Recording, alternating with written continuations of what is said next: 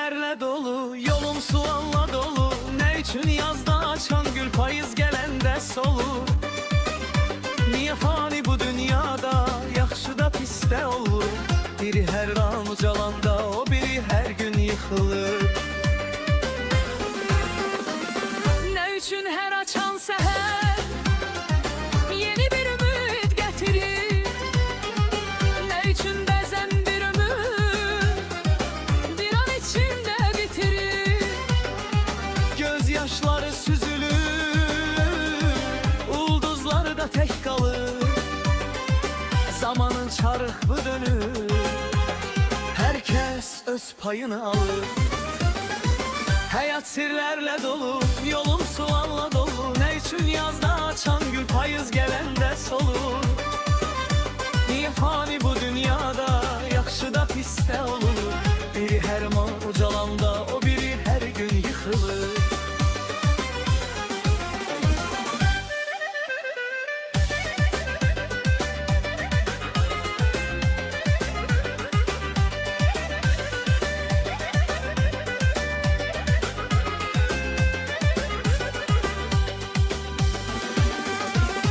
Ne üçün bəzi yolların sonu həsrətə bitir?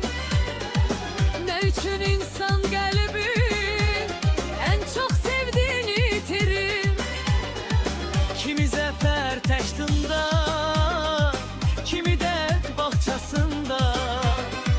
Bir övran ucalanda, o biri ömür ləngin olur. Hayat sirlerle dolu, yolum sualla dolu. Ne için yazda açan gül payız gelende sor? Niye fani bu dünyada, yaxşı da pis de olur? Biri her an ucalanda, o biri ömür gemgin olur.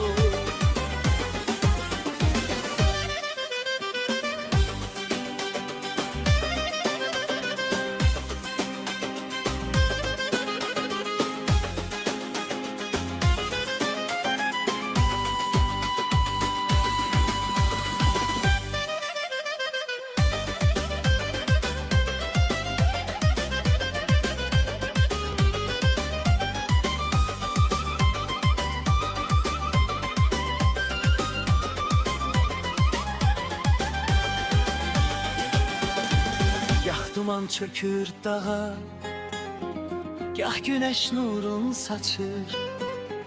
İnsanoğlu bu sirden söyle ki haraya kaçır. Her gelen bir gün keçer, bu karvan bile köçer. Bir tarafta bayramdır, o bir taraf qəmli köçür. Bu fani dünya bağında hem kış olur hem de bahar. Her sualın arkasında gizli bir hakikat durur. Bu dünya bir penceredir, kimi ağlar kimi güler.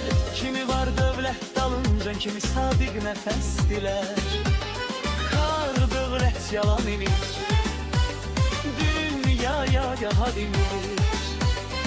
İnsanın fani ömrü de bir şirin yalan imiş. Badem şarabla dolu, sinen sulavla dolu. Ne için yazda açır gül payız gelende solur? Ne için bu dünyada hayır de şer de olur? Bir ömür şen alanda, o biri ömür gemgin olur.